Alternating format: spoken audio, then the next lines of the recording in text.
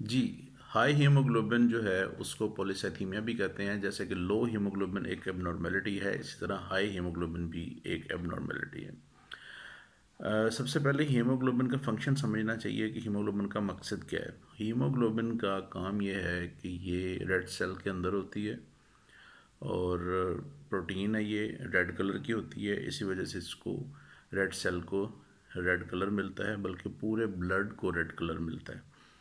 तो हीमोग्लोबिन का मकसद ये है कि ये टिश्यू से को ऑक्सीजन सप्लाई करती है फ्रॉम लंग्स, और लंग टिश्यू से कार्बन डाइऑक्साइड लेके आती है लंग्स की तरफ, और वहाँ पे जो गैस हवा जो बाहर से आती है उसमें से ऑक्सीजन एक्सट्रैक्ट करके और कार्बन डाइऑक्साइड उसको डिलीवर करके, कार्बन डाइऑक्साइड जब हम एक्सेल करते हैं तो उस वक्त वो बाहर चली जाती है। तो हीमोग्लोबिन ऑब्वियसली फिर ज़ाहिर है कि कोई ऐसी स्टेट जिसमें कि ऑक्सीजन की डेफिशिएंसी हो जाए बॉडी के अंदर, हाइपोक्सिया कहते हैं उसको, उस सूरत में हीमोग्लोबिन हाई हो जाएगी, क्योंकि ज़ाहिर है उसमें प्रॉब्लम हीमोग्लोबिन का नहीं है, उसमें प्रॉब्लम ऑक्सीजन के डिलीवरी सिस्टम का है या किसी और चीज़ का प्रॉब्लम है। उस कमी को पूरा करने के लिए हीमोग्लोबिन के मॉलिक्यूल्स ज़्यादा बन जाते हैं। तो इसमें जो चीज़ें आती हैं टॉप ऑफ द लाइन, अगर इसकी कॉजेज़ से शुरू करें तो प्राइमरी पॉलीसाइथीमिया, यानी कि primary cause of increase haemoglobin, और सेकेंडरी पॉलीसाइथीमिया यानी कि polycythaemia due to some other reason. Other reasons में सबसे जो पहली चीज़ आती है वो स्मोकिंग है। स्मोकर्स में चूँकि कार्बन मोनोऑक्साइड स्मोक से आती है और वो उसकी affinity, carbon monoxide competes with oxygen to bind to the haemoglobin, तो उससे टिश्यू हाइपोक्सिया का मैसेज जाता है और हीमोग्लोबिन थोड़ी सी ज़्यादा हो जाती है। स्मोकिंग की वजह से हीमोग्लोबिन को बहुत ज़्यादा नहीं होती। पाकिस्तान में 17 तक 18 तक जा सकती है हीमोग्लोबिन। नॉर्मली एक मेल में 16-17 तक होती है, तो ये 17-18 तक जा सकती है। दूसरी जो चीज़ आ सकती है वो लंग्स का डिसफंक्शन है। लंग्स की कोई बीमारी जैसे कि दमा है, एज़मा जिसको कहते हैं, उसमें COPD एक जनरल टर्म यूज़ होती है, क्रोनिक ऑब्स्ट्रक्टिव पल्मोनरी डिजीज़, उसके लिए यूज़ होती है टर्म। तो उसमें भी चूँकि ऑक्सीजन की जो एरेशन है लंग्स की वो प्रॉपर नहीं हो पाती, तो उसकी वजह से ऑक्सीजन की कमी हो जाती है और टिश्यू को हाइपोक्सिया का मैसेज आता है और वो हीमोग्लोबिन ज़्यादा बनना शुरू हो जाती है। हीमोग्लोबिन ज़्यादा बनने का मतलब ये नहीं है कि किसी एक सेल के अंदर ज़्यादा हीमोग्लोबिन बनना शुरू होगी। हीमोग्लोबिन बेसिकली रेड सेल्स के अंदर होती है, तो रेड सेल्स का नंबर बढ़ जाएगा, उनकी प्रोडक्शन तेज़ हो जाती है। हीमोग्लोबिन उनके अंदर होती है तो वो भी बढ़ जाती है। बेसिक मकसद उसका रेड सेल्स को बढ़ाना नहीं है, वो हीमोग्लोबिन को बढ़ाना है। उससे अगली जो कॉज है वो ऑक्यूपेशनल हो सकती है। बाज़ लोग ऐसी जगहों पे काम कर रहे होते हैं जहाँ पे कोई गैसेस होती हैं इस तरह की, या ऑक्सीजन टेंशन लो होती है, तो वहाँ पे माइन वर्कर्स होते हैं, उनमें ऑक्सीजन टेंशन लो होती है, हाइपोक्सिया का मैसेज आता है और हीमोग्लोबिन थोड़ी सी हाई हो जाती है। एक और जो रीज़न है वो कम देखने में आती है वो है एबनॉर्मल हीमोग्लोबिन्स, यानी कि ऐसी हीमोग्लोबिन्स जिनकी अफिनिटी ऑक्सीजन के साथ ज़्यादा है, यानी कि वो ऑक्सीजन उसके साथ लग जाएगी तो वहाँ से वो टिश्यू के अंदर नहीं जाएगी जहाँ पे ज़रूरत है उसकी, तो टिश्यू हाइपोक्सिया का मैसेज आता है और हीमोग्लोबिन हाई हो जाती है।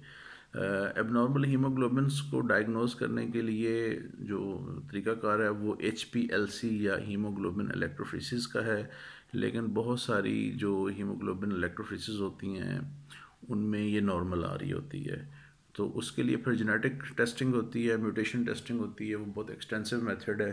तो उसके लिए हम जो करते हैं वो ये है कि फैमिली हिस्ट्री लेते हैं पेशेंट की। फैमिली हिस्ट्री में अगर हीमोग्लोबिन हाई आ रहे हों तो हम फिर उस पेशेंट को उस कैटेगरी में रखते हैं और उसको देखते हैं कि क्या करना है। उसके बाद जो है वो एक हेरिडिटरी एरिथ्रोसाइटोसिस भी है। बेसिकली वो रिसेसिव डिसऑर्डर है, ऑटोसोमल रिसेसिव डिसऑर्डर है, और उसकी भी 3-4 टाइप्स होती हैं। उसमें हेरिडिटरी कॉज होती है एरिथ्रोसाइटोसिस की, और उसमें भी एबनॉर्मल हीमोग्लोबिन्स बनती हैं।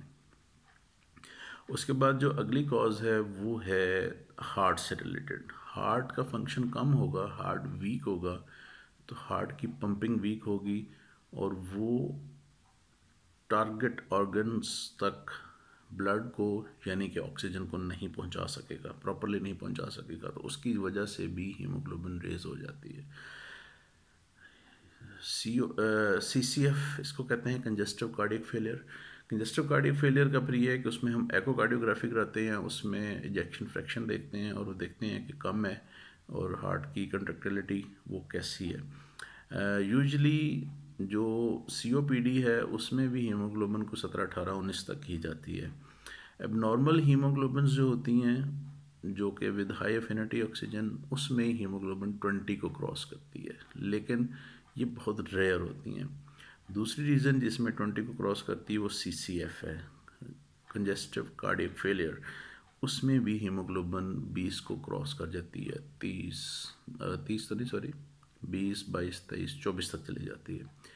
इसी तरह साइनोटिक हार्ट डिजीज़ यानी कि VSDs और ASDs, ventricle septal defects and atrial septal defects, वो बच्चों में देखने में आती है। उसमें ब्लड मिक्स हो रहा होता है और प्रॉपर ऑक्सीजनेशन नहीं होती ब्लड की, और ब्लड जो है वो लंग्स की तरफ जाने वाला ब्लड और बॉडी की तरफ जाने वाला ब्लड जो आपस में मिक्स हो जाता है, तो उसमें टिश्यू हाइपोक्सिया का मैसेज जाता है।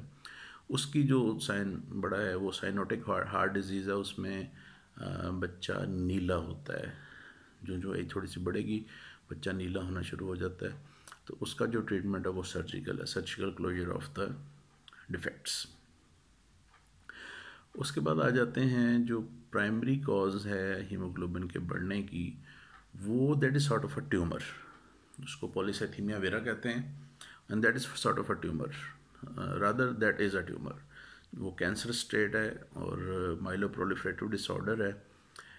उसमें जो चीज़ है वो ये है कि वहाँ उसमें कुछ म्यूटेशंस आती हैं बॉडी के अंदर जो कि कॉजेटिव होती हैं ऑफ इंक्रीज्ड हीमोग्लोबिन।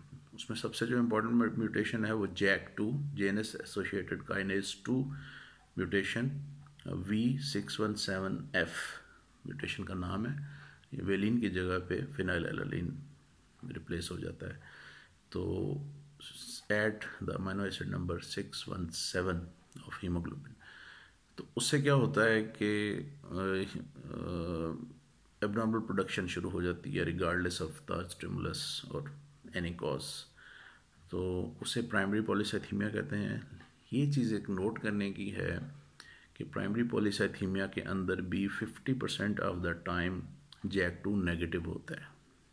उस सूरत में CALR म्यूटेशन और एक्सोन 12 म्यूटेशंस होती हैं, वो करवाते हैं, लेकिन उनकी जस्ट डायग्नोस्टिक वैल्यू है, उनकी प्रोग्नोस्टिक वैल्यू कोई नहीं है। उनकी प्रोग्नोस्टिक वैल्यू है CLR2 की है, लेकिन वो किसी और लिहाज से है।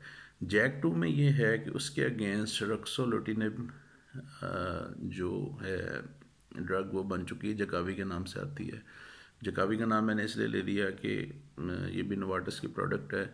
इन्होंने हमारे पेशेंट्स को बहुत ज़्यादा डिस्काउंट किया, पेशेंट को बहुत ज़्यादा सपोर्ट किया, तो इसलिए हमने इनका नाम भी रिकमेंड कर दिया। तो वो देंगे पेशेंट को तो वो JAK2 पाथवे को ब्लॉक कर देती है, तो वो एक डेफिनेट ट्रीटमेंट है। लेकिन अगर JAK2 नेगेटिव है, जकावी इज़ यूज़लेस। और उसके बाद ये है कि फिर पेशेंट को सिम्टोमेटिकली देखना पड़ता है। ट्रीटमेंट इसका क्या है?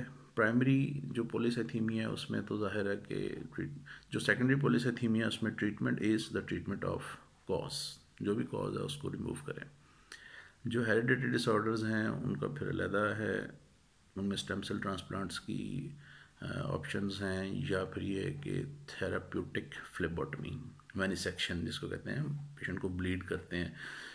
ये प्राइमरी पॉलीसाइथीमिया में भी JAK2 नेगेटिव में इसको प्रैक्टिस किया जाता है। मैं पर्सनली इसको एडवोकेट नहीं करता, आई डू नॉट एडवोकेट वेनिसेक्शन। वेनिसेक्शन जब आप करते हैं तो ऑब्वियसली बॉडी में से बहुत से विटामिन्स और स्पेशली आयरन निकल जाता है। यूजुअली समझा जाता है कि आयरन जो है वो सिर्फ हीमोग्लोबिन को बनाने के लिए यूज़ होता है, हालांकि iron is a major electron donor in cytochrome P450 system.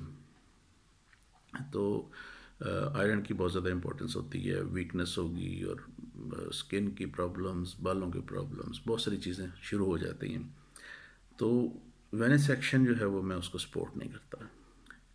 Support फिर मैं किसे करता हूँ, मैं हाइड्रोक्सी यूरिया को सपोर्ट करता हूँ, लेकिन हाइड्रोक्सी यूरिया के भी साइड इफ़ेक्ट्स काफ़ी ज़्यादा हैं। साइड इफ़ेक्ट्स मलेज है, आर्थ्रेल्जियाज, माइल्जियाज, इस टाइप की चीज़ें होती हैं। ज़ाहिर है साइटोटॉक्सिक साइटोरिडक्टिव ड्रग है। फिर क्या आता है, फिर जो अभी नया, पुराना ही है लेकिन अब उसके नए ट्रायल्स हो रहे हैं, JAK2 नेगेटिव और JAK2 पॉजिटिव केसेस में peg interferon alpha 2A 45 unit से उसको शुरू करते हैं, माइक्रोग्राम से शुरू करते हैं और उसको 90 तक ले जाते हैं वीकली, एक इंजेक्शन। और इसके अच्छे रिज़ल्ट्स मिले हैं, मैं पेशेंट्स को दे रहा हूँ, अच्छे रिज़ल्ट्स मिल रहे हैं पेशेंट के काउंट्स रिड्यूस हो रहे हैं। अभी किसी ऐसी डिसाइसिव लेवल पे तो नहीं पहुँचे क्योंकि अभी 6-7 महीने हुए हैं मुझे इसको इंस्टीट्यूट किए हुए, लेकिन ये है कि अच्छे रिज़ल्ट्स मिल रहे हैं इसके। और उसके बाद ये है कि एक चीज़ जो इसके साथ साथ आती है वो है basically high blood pressure. Patients में हाई ब्लड प्रेशर ज़रूर होता है और उसको कंट्रोल करना ज़रूरी होता है। इन पेशेंट्स में आप लेसेक्स या डायूरेटिक्स नहीं दे सकते। डायूरेटिक्स देंगे, इनका खून पहले बहुत गाढ़ा होता है और वो मज़ीद गाढ़ा हो जाता है और उसकी वजह से थ्रोम्बो एम्बोलिक और सीवियर टाइप के इवेंट्स आना शुरू हो जाते हैं। एक चीज़ और जो इम्पोर्टेंट है इसमें, मेरे पास तकरीबन इस वक्त टोटल मैं तकरीबन 1 साल के अंदर इस मर्ज़ के को 50-60 मरीज़ देखता हूँ। को 20-22 के करीब मरीज़ ऐसे हैं जो कि रेगुलर आते हैं, बाकी कुछ हैं जो कि ऑफ एंड ऑन आते रहते हैं। तो अगर 100 मरीज़ लिए जाएँ तो 100 में से 70 मरीज़ ऐसे हैं जो कि कार्डियक इवेंट के साथ जिन्होंने प्रेजेंट किया, जिन्होंने MI के साथ प्रेजेंट किया due to high blood count, high RBC count, high haemoglobin, due to sluggish blood flow, उन्होंने DVT के साथ या पल्मोनरी एम्बोलिज्म के साथ या कार्डियक इवेंट के साथ, मायोकार्डियल इन्फेक्शन के साथ प्रेजेंट किया। बाद में जब उनको इन्वेस्टिगेट किया पता चला CBC उसका किया तो पता चला हीमोग्लोबिन 20। बाद में फिर किसी की JAK2 पॉजिटिव आई, किसी की नहीं आई। कुछ 20% पेशेंट्स ऐसे हैं जो कि CVA के साथ आए, यानी कि उनकी प्राइमरी जो कंप्लेंट थी वो CVA थी। और फिर बाद में जब उनको इन्वेस्टिगेट किया तो पता चला कि उनकी हीमोग्लोबिन किसी की 19 आ रही है, किसी की 20, किसी की 22। उसमें भी कुछ का JAK2 पॉजिटिव, कुछ का JAK2 नेगेटिव आया। तो ये था। इसमें एक चीज़ इसमें इम्पॉर्टेंट है वो ये है कि this is not a fatal disease. ये फेटल हो सकती है उस सूरत में जब ये कार्डियक या CVA के इंसिडेंस के साथ रिलेटेड होगी। अगर वो नहीं है तो फिर दिस इज़ नॉट फेटल। इसको आप ब्लड थिनर देते रहें, इसमें आपको एंटीकोएगुलेंट भी देना होता है क्योंकि बेसिकली रेड सेल्स की मूवमेंट काफ़ी स्लो होती है, और साथ में एंटी प्लेटलेट्स भी देना होता है क्योंकि प्लेटलेट भी कोगुलेशन को इंड्यूस करते हैं। तो उसमें जो चीज़ है इसमें ये चीज़ नोट करने की ये है कि इसके बारे में कहा जाता है कि a person can not die of polycythaemia but he can die with polycythaemia, यानी कि जब वो मरेगा तो हो सकता है कि उसको पॉलीसाइथीमिया उसके जिस्म में मौजूद हो और उसकी डेथ किसी और चीज़ से हो, लेकिन उसकी डेथ जो है वो पॉलीसाइथीमिया से नहीं होगी अनलेस उसमें कोई हार्ट का या ब्रेन का कोई इवेंट उसमें इन्वॉल्व हो। थोड़ा सा लंबा हो गया, थैंक यू वेरी मच। मैंने बड़ी स्पीड से इसको रिकॉर्ड किया है, थोड़ा सा लंबा हो गया, टॉपिक भी थोड़ा सा लंबा था। बाकी क्वेश्चन आंसर इंशाल्लाह। Thank you very much for following.